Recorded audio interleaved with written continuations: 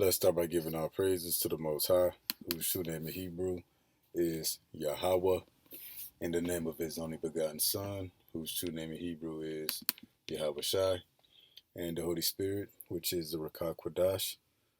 Double honors to the elders and apostles and the Holy Spirit, who taught us his truth. Honors to the brethren, doing the work, risking their life and freedom to do so. Peace and blessings to the hopeful elect, which should be 1/3 of all Negroes, Latinos, Native Americans who are the true children of Israel, and 1/3 of these people that are going to receive salvation by returning back to the Most High right now. So we back with another lesson through the power and spirit of Yahweh, Bahashem, Yahweh Shai. This lesson is going to be titled The Destroyer of Kings, the woman. Yeah, because when you read through the scriptures, the woman is the destroyer of kings. You know, a king could conquer so much of the earth and be untouchable, be in his glory just to fall to a woman. And that has happened throughout all of history, even so today. And also the point of this lesson is to show that the holy angels did not come to the earth and have sex with women, thus becoming fallen angels. No, the fallen angels concerns the sons of God here in the earth. There's sons of God in the heaven, the holy angels, the spirit world. There's also sons of God in the earth as well. And it's the sons of the God in earth.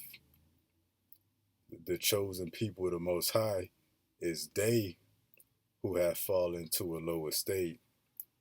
One of the many reasons being women. Okay, so first we gonna jump to the book of John, chapter 10. We're going to start at verse 33, and we're going to show a few examples in the scriptures where the sons of God here on the earth fail because of a woman. So this is John 10 and 32. Yahweh Shai answered them, "Many good works have I shewed you from my Father. For which of those works do you stone me?" So the Jews wanted to stone Yahweh Shai, and he was asking why. Let's continue. The Jews answer him. So this is a conversation between Yahweh Shai and the Jews, which are his people, the sons of God here on the earth, saying, "For a good work we stone thee not, but for blasphemy, and because thou, being a man, makest thyself God." So really they was jealous. But let's continue. Yahweh Shai answered them, "Is it not written in your law? I said, you are gods." So Yahweh Shai answered them and said, "They're not right. Is it not written?" Which we're going to go there too. In your law, in this book, did not say that you are gods. Who was the you? The Jews, the Israelites, the children of the Most High, his chosen people. So again, is it not written in your law? I said you are gods. So that shows you that there's gods, children of God here on the earth as well. If he called them gods unto whom the word of God came, and the scripture cannot be broken, say ye of him whom the Father hath sanctified and sent into the world, thou blasphemest, because I said I am the Son of God. So Yahweh Shai said, y'all say this blasphemy because I say I'm a son of God. But Yahweh Shai said, y'all the sons of God too. So how is it blasphemy? But that shows you that there's sons of God here in the earth. And it's not the angels in the spirit world at the throne of the Most High who came to earth and mated with women, thus becoming fallen angels. That's BS. I'm about getting tired of hearing that. But the purpose of this, that Yahweh Shai said, I am the Son of God, and but also too, he said, I said, ye are gods. So the Jews, the Israelites, and Yahushua, who y'all call Jesus, they're the sons of God here on the earth, here in fleshly bodies. So now, when we go to the book of Luke, we're going to hit chapter 3, and we're going to go straight to the point 38. Now, these are the generations of Yahushua, his ancestors, going all the way back to Adam. So when we come here to the very beginning, which was the son of Enos, which was the son of Seth, which was the son of Adam. Let's see who Adam was, which was the son of God. So Yahushua said, is it not written, I said you are gods? It didn't just start with the Israelites. It started all the way back to Adam. And again, Adam was who? The son of God. And his son Seth, what does that make him? A son of God. What does that make Enos? A son of God. To the second, third, fourth generation, all the way to today. The Israelites, Negroes, Latinos, Native Americans, and Seminole Indians, we are sons of God. We the children of the Most High. So, again, Yahushua said, is it not written in your law? I said you are gods. So Yahushua is the Son of God, and you Israelite men, we the Son of God as well. It didn't start with the Israelites. It goes all the way back to Adam. From Adam, Seth, Enos, Enoch, to Noah, Abraham, Isaac, Jacob, to us today. We are the sons of God. And it's we who went off. You know, a lot of times going off because of the woman. And we're going to show, continue making this point. So, again, Adam, who was the son of God, Seth was the son of God, Enos was the son of God, and everybody that came after Enos. Everybody that came after Enos. And then you get to Obed, you get to David, you get to Solomon, you get to Joseph, and then you come all the way to who the world calls Jesus, which is Yahushua. These are the sons of God.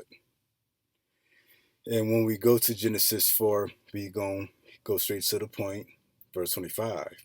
Adam knew his wife again, and she bare a son and called his name Seth. For God said, she have appointed another seed instead of Abel, whom Cain slew. So Adam and Eve had another son in the place of Abel.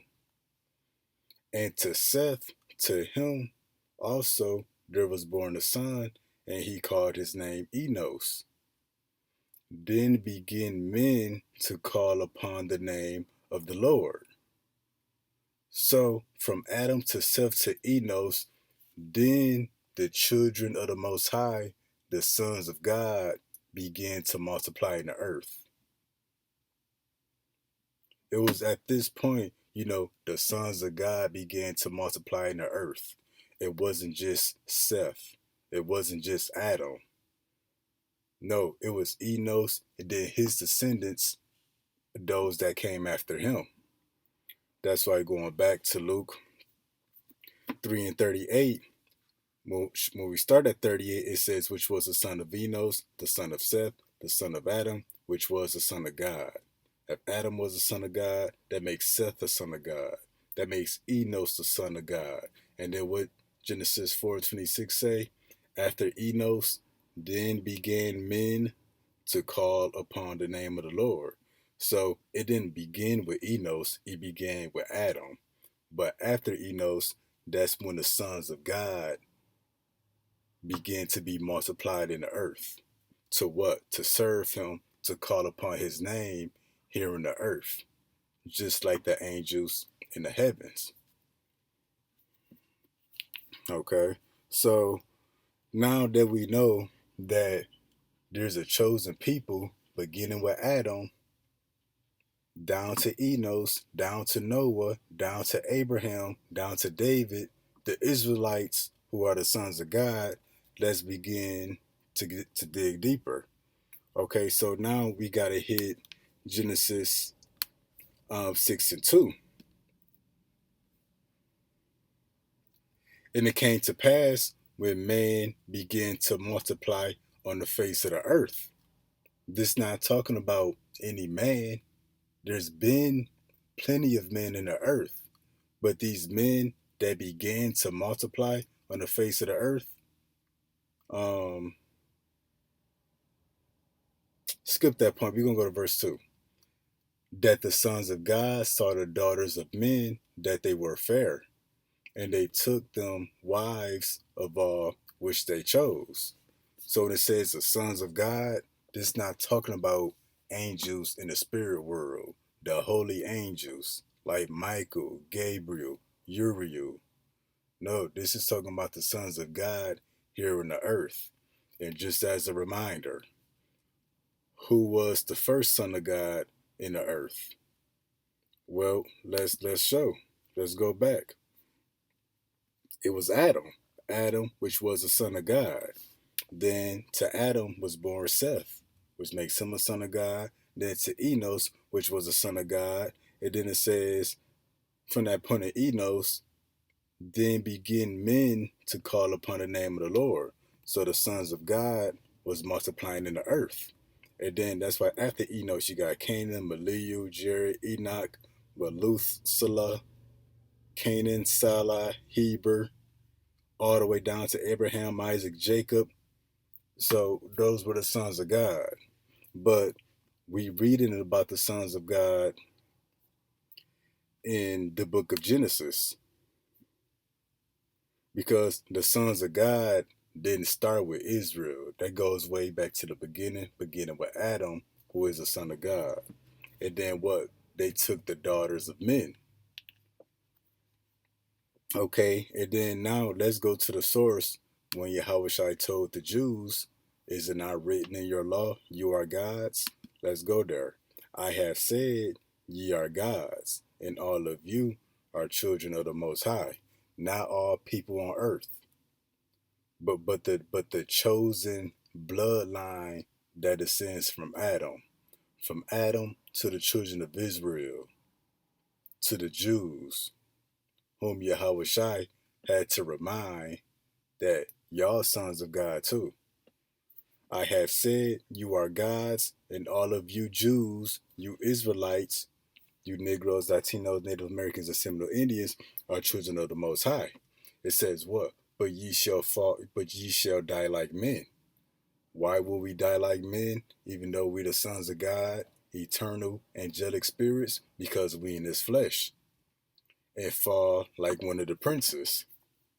But let's see one of the main reasons why the sons of God would die like men here on the earth. One of them because we will fall to the woman. You know, we will fall to the woman. And now when we go to the book of First Ezra, chapter 4, we're gonna get verse 26.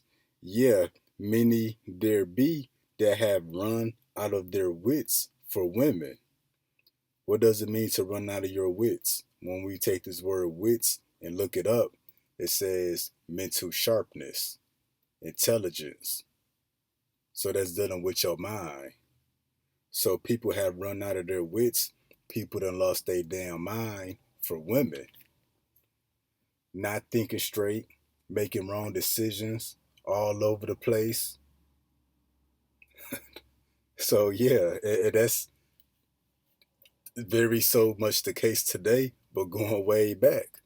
The sons of God has always run out of their wits, lost their damn mind for the woman, and become servants for their sakes. So when you lose your damn mind because of the woman, that's who you become a slave to. Her emotions got you all over the place. You trying to please her. She ain't never happy. She running you down, running you ragged. Many also have perished and have erred in sin for women.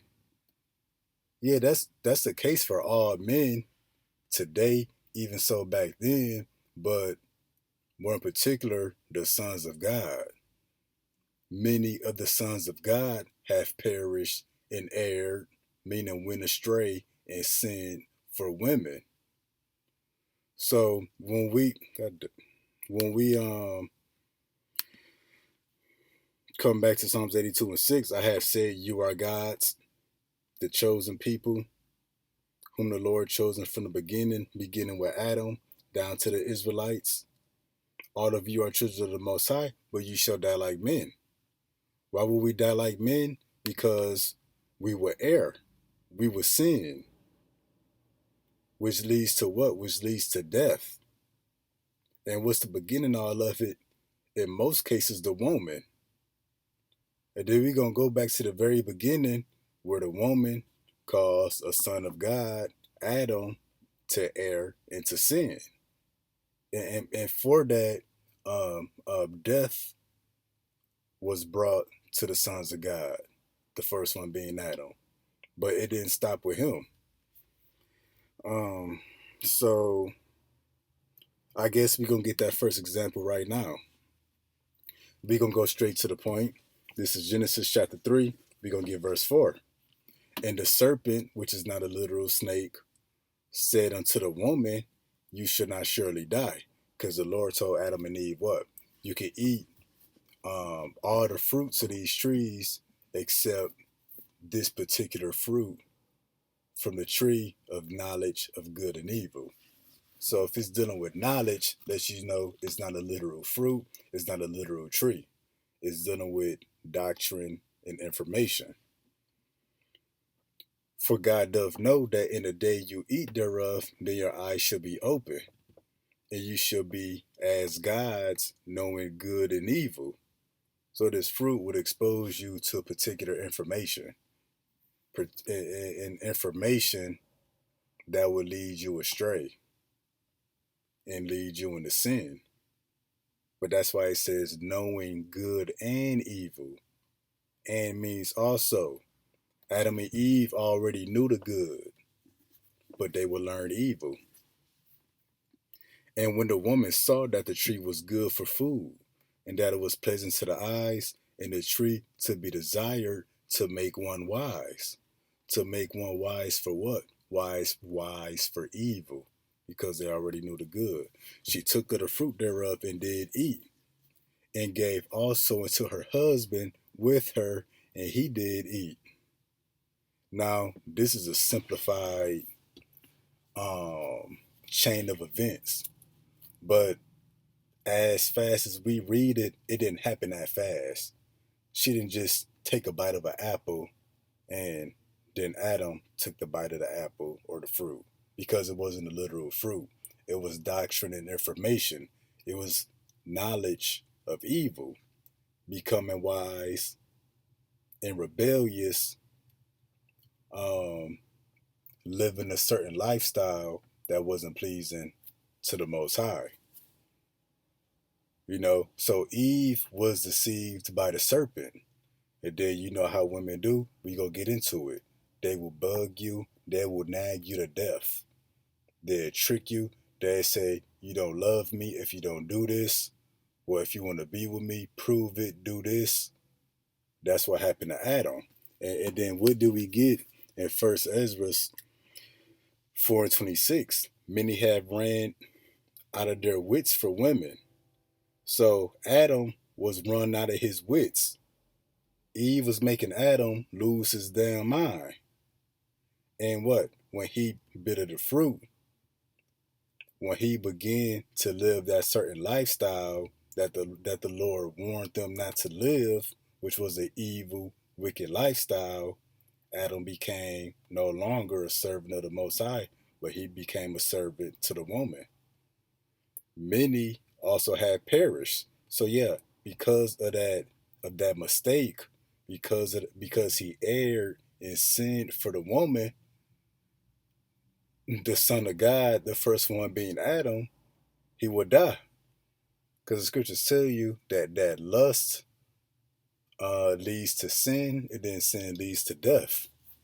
So the sons of God that fell off because they was dealing with women, it's the sons of God here in the earth. It's not the sons of God, the holy angels in the heavens in the spirit world. But at the same time, we angels too. We gonna get into that towards the end of the lesson. The Lord got angels above the earth in the heaven, and he got angels or sons of God in the earth. So it's the angels here in the earth, here in the fleshly bodies, that went off because of the damn woman. And everything that we read about Adam is very much true for all of us today. Now we're going to get another example. We're going to go to the book of Judges. We're going to talk about Samson. And Delilah said to Samson, which had superhuman strength because of his hair, which he was a Nazarite. But let's continue. Tell me, I pray thee, wherein thy great strength lieth, and wherewith thou mightest be bound to afflict thee. So the woman Delilah was asking Samson, what's the secret to your strength? What does one have to do to overthrow you, to overcome you? And Samson said unto her, if they bind me with 7 green whips that were never dried, then shall I be weak and be as another man, which Samson lied to her. And we gonna keep going. Then the Lord of the Philistines brought up to her 7 green whips, which the Philistines was trying to defeat Samson, but they couldn't. And the Philistines brought up to her 7 green whips, which had not been dried, and she bound him with them. Now there were men lying in wait, abiding with her in a chamber. So Delilah was setting up Samson, which was who? A son of God, a descendant from Adam, Seth, Enos, wherever he falls at. But he's a son of God, a descendant of Adam through a chosen bloodline. And she said unto him, the Philistines be upon thee, Samson. So Delilah was telling Samson, the Philistines here, they about to get you. And he brake the whips as the thread of tow is broken when it toucheth the fire. So his strength was not known, the secret of his strength.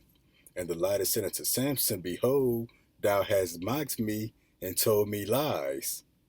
Now tell thee, I pray thee, wherewith thou mightest be bound. And that's how women do. A woman will run you out of your wits. And that's what was happening to Samson. What did Delilah say? You mocked me, you lied to me. And you can just speculate what else she said. This is a simplified chain of events. You know she was saying, if you want to continue dealing with me, you need to not lie to me. You need to show me you care. You need to care about my feelings. You know, women say, oh, if you don't tell me, I must not be important. Your secrets are safe with me. Secrets ain't safe for no damn woman. Now that she ain't in her right mind. But let's continue. And he said unto her, if they bind me fast with new ropes that have never been occupied, then I shall be weak and be as another man. And Delilah therefore took new ropes and bound him therewith, and said unto him, the Philistines be upon thee, Samson. And there were liars, meaning they was lying in wait, abiding in the chamber. And he brake them off his arms like a thread.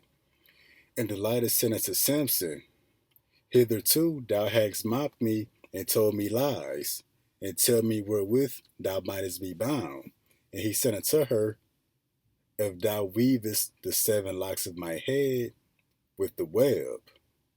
And she fastened it with the pin, and said unto him, the Philistines be upon thee, Samson. But let's stop right there real quick. So yeah, Delilah was harassing Samson again. And what it say? Many there be that have run out of their wits for women. So Samson was getting ran out of his wits. A woman will withhold her body from you. She'll tease you.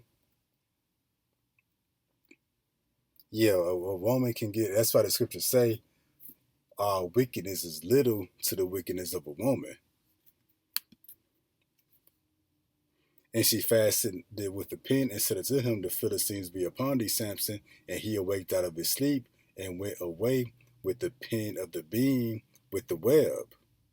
And she said unto him, how can thou say I love thee when thy heart is not with me? See, I ain't read this in a minute. That's how women do. How can you say you love me when you don't do what I ask? When you don't tell me your secret? When you don't do this for me?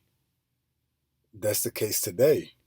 And what? Many men has fallen because of this. Thou hast mocked me 3 times and hast not told me wherein thy great strength lieth. And it came to pass when she pressed him daily with her words. See, that's why I say this is a simplified chain of events. But what? Samson was losing his damn mind with the woman, getting nagged to death day and night. A woman to stop cooking for you, they withhold their body, all kind of stuff, just because of their feelings. And it came to pass when she pressed him daily with her words and urged him, so that his soul was vexed unto death. See, she was nagging him to death. He was losing his damn mind dealing with the woman, that he told her all his heart, and said unto her, there hath not come a razor upon my head, for I have been a Nazarite unto Yahweh from my mother's womb. If I be shaven, then my strength will go from me, and I shall become weak and be like another man. And when Delilah saw that he had told her all his heart, she sent and called for the lords of the Philistines, saying, come up this once, for he has shewed me all his heart.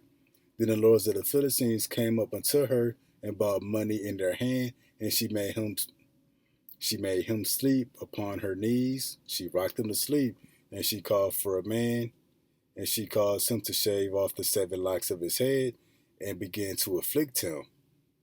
And his strength went from him.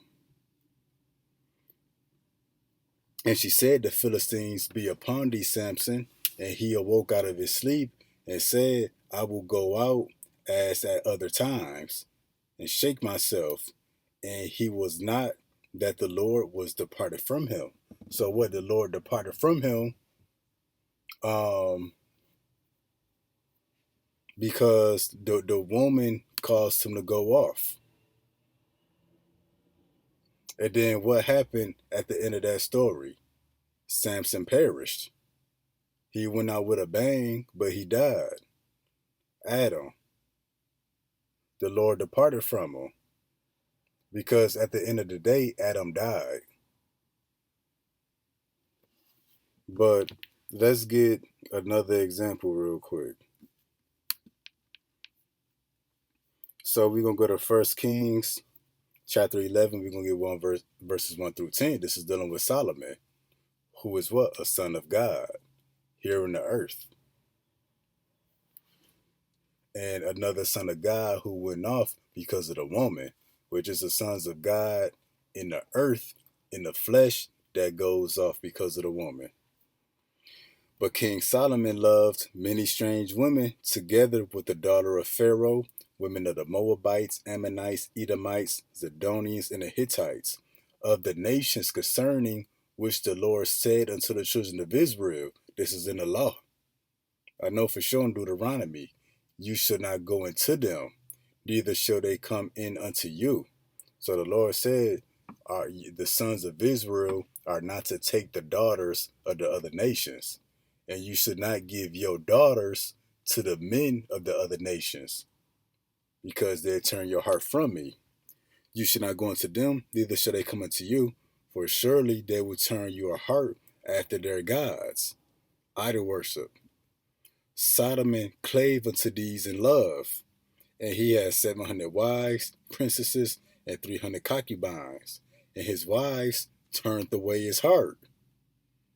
For it came to pass when Solomon was old that his wives turned away his heart after other gods, and his heart was not perfect with Yahweh his God,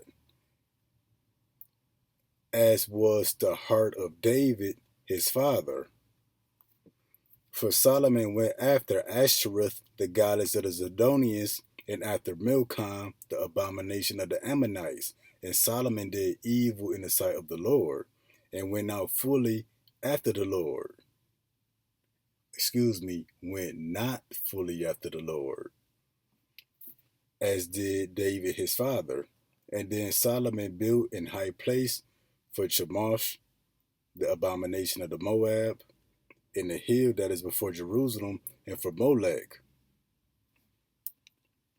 the abomination of the children of Ammon. And likewise did he for all his strange wives, which burnt incense and sacrificed unto their gods. So Solomon did all kind of idol worship for all the gods of his many strange women.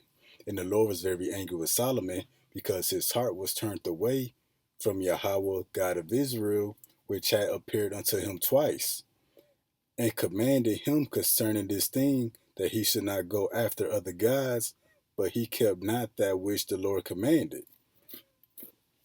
So see that? So who was Solomon?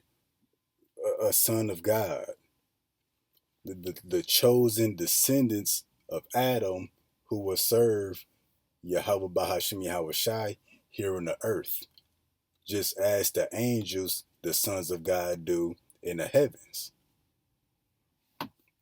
And then again,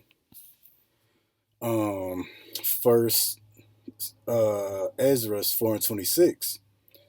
Yeah, many there be that had run out of their wits for women, and become servants for their sakes. Because all these women were saying, Solomon, you got so much money and resources. If you love me, you would let me worship my God. And can you worship my God with me as well? It didn't just happen overnight. He had plenty of women begging him, vexing his soul to death, just like Delilah did Samson. Going back to the very beginning, just like Eve did Adam. Fast forward now, just like the women do you today. Many also had perished. So what happened? Solomon died. Many have perished, have erred and sinned for women. So this is the case for all men, but our focus is the sons of God. That's been one of the many things to always befall us. We'll be at the top of our game just to fall to a woman. And that's why the lesson is titled The Destroyer of Kings, the woman. A man can be undefeated in battle, untouchable. He could have an elite army, but a woman can bring him down. A woman is a dangerous creature. Okay, so now we're going to get the book of Proverbs, chapter 22, verse 14. The mouth of a strange woman is a deep pit. He that is abhorred of the Lord shall fall therein. So this is talking about false doctrines, really, but we can apply it to the case of you falling, becoming a servant to the woman, you being run out of your wits. The mouth of a strange woman is a deep pit. Pit is a trap, something you will fall to. And what? Adam fell to the mouth of Eve, begging them to live an alternative lifestyle. Alternative meaning living a lifestyle that don't line up with the scriptures, the law, statutes, and commandments. The mouth of Delilah, which was a deep pit, because she vexed Samson to death, wanting to know his secrets. The strange wives of Solomon, those women, their mouth was a deep pit, because of the things they requested, because of the things they said. Samson erred from the ways of the Most High and sinned. Very much case today. Although this is talking about strange doctrine, you can apply it to women as well. At the mouth of a strange woman, a woman whose heart is not with the Most High, is a deep pit. It'll cause you to fall and get yourself involved in something you can't get yourself out of. And how many men, are broke, gone in debt because of the woman? The woman seduce you. She say all kind of sweet things to you. Then she divorce you, leave off with your inheritance. Everything you worked for, now is hers. How many men in the graveyard because you done fell out with a woman, or you dealing with a woman that you shouldn't be dealing with, and you go over there, you get set up and killed. Because the mouth of a strange woman is a deep pit. This is talking about doctrines, but this can be true for women too. Or how many men in jail because a woman done orchestrated some kind of drama in which a man killed another man or killed other people, all because of the woman. Watch this one of my favorite shows called Fatal Attraction. A lot of that because of the woman. In most episodes, it's dealing with Israelite men and women.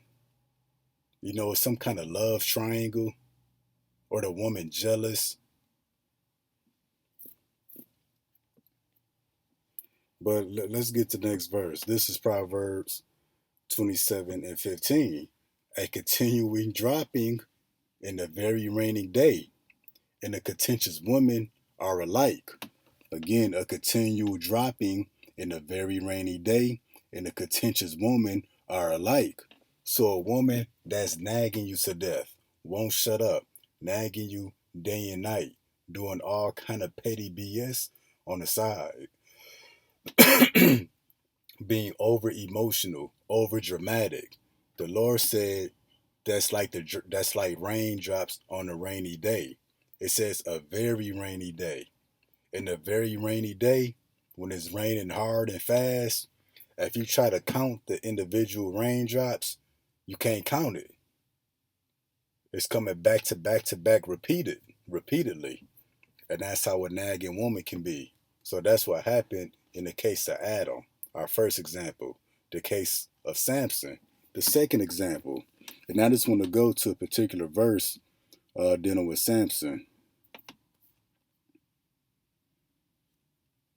When it says, verse 16, it came to pass when she pressed him daily with her words and urged him so that his soul was vexed unto death.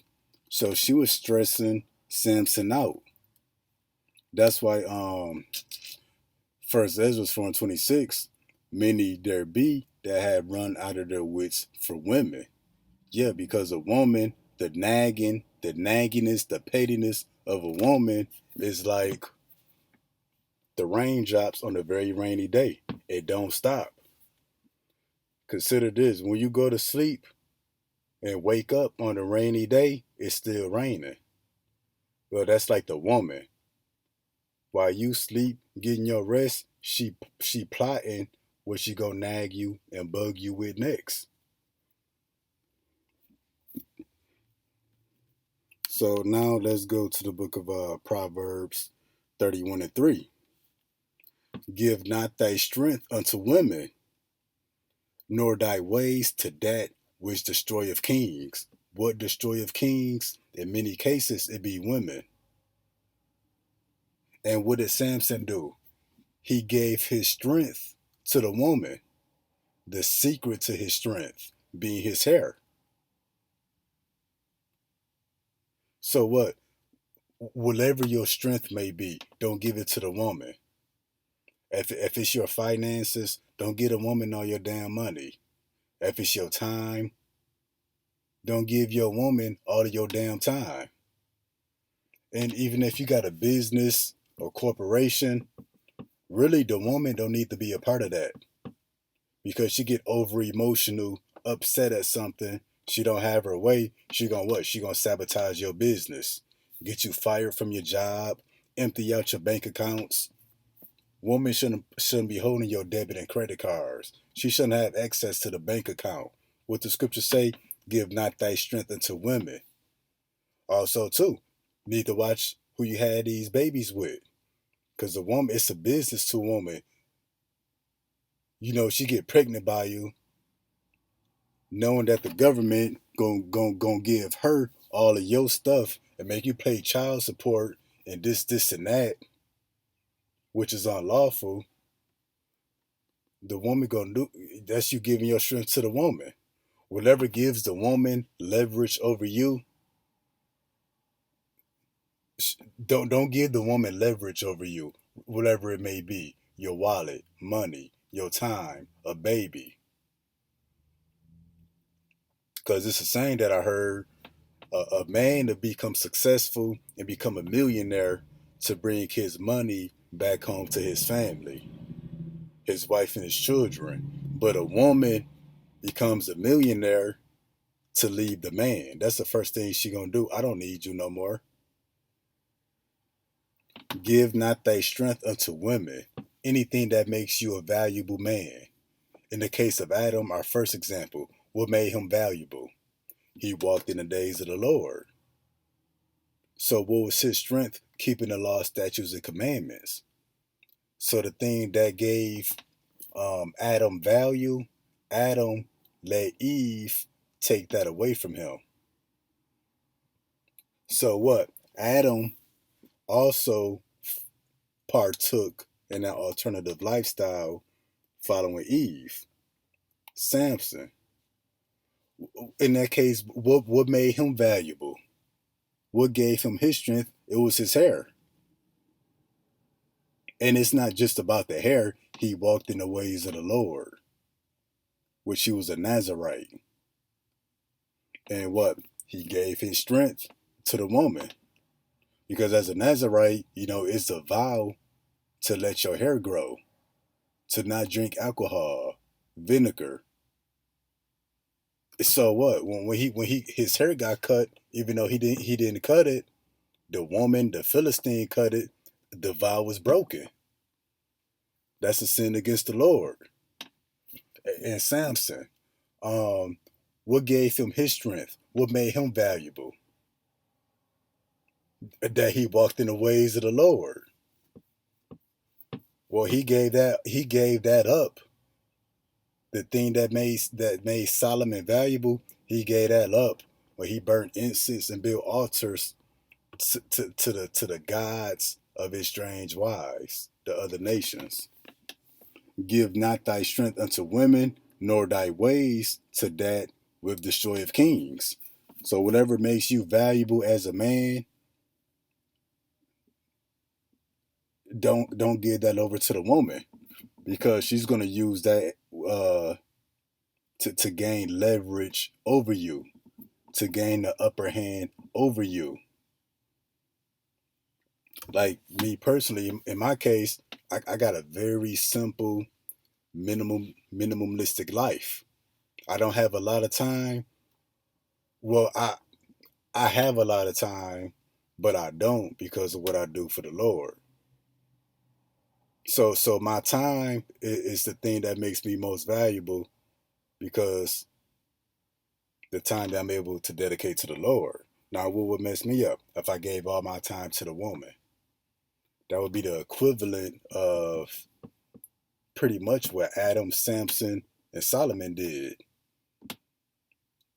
Because Solomon, Samson, Adam, even us today, become servants to the woman for their sake. And then anytime you become servant to the woman, anytime you let a woman run, nag you to death and vex you to death, and you give in, you're gonna err, you're gonna sin, and for that you're gonna perish.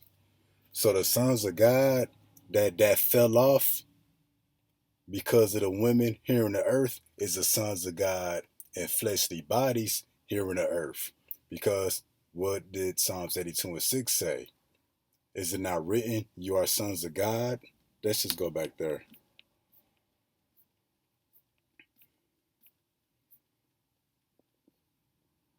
I have said you are gods, and all of you are children of the Most High. This is dealing with Israel, but not just Israel. Everybody, but beginning with Adam, all the way down to the children of Israel. Because Adam, Seth, Enos, Noah, Abraham, even Samson, that was before the children of Israel, but they were still sons of God.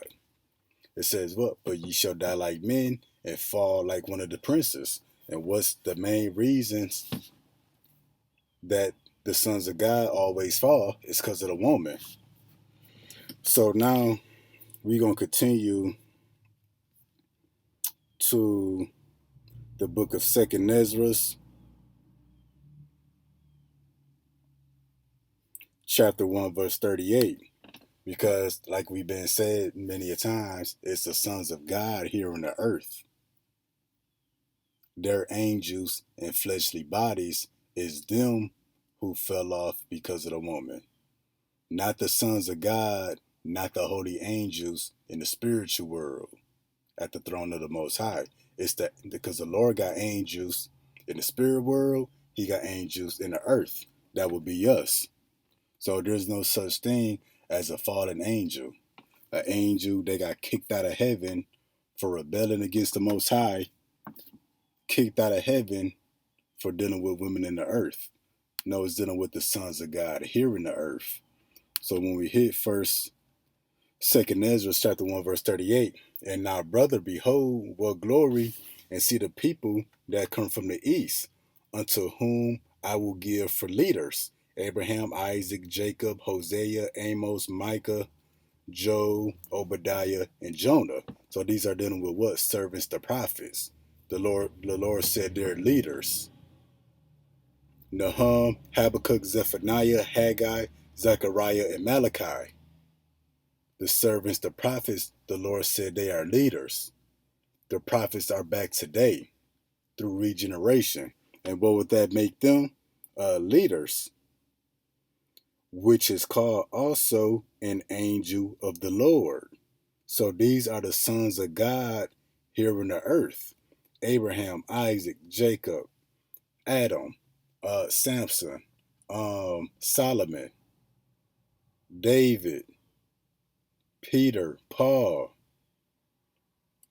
all the righteous men whom the Lord have dealt with, descending from Adam to Israel. Those are the sons of God, which are also called angels of the Lord, because by definition, an angel is just a messenger of God. And what do these people all have in common? The servants, the prophets back then, and the servants, the prophets today bring you this truth. They carry the words of the Most High. They're messengers. The Lord got messengers or angels here on the earth, messengers, angels in the spirit world, in spiritual bodies who we don't see unless they show themselves. So there's no such thing as a fallen angel in the sense that the world speaks. No, the true fallen angels will be the sons of God here on the earth.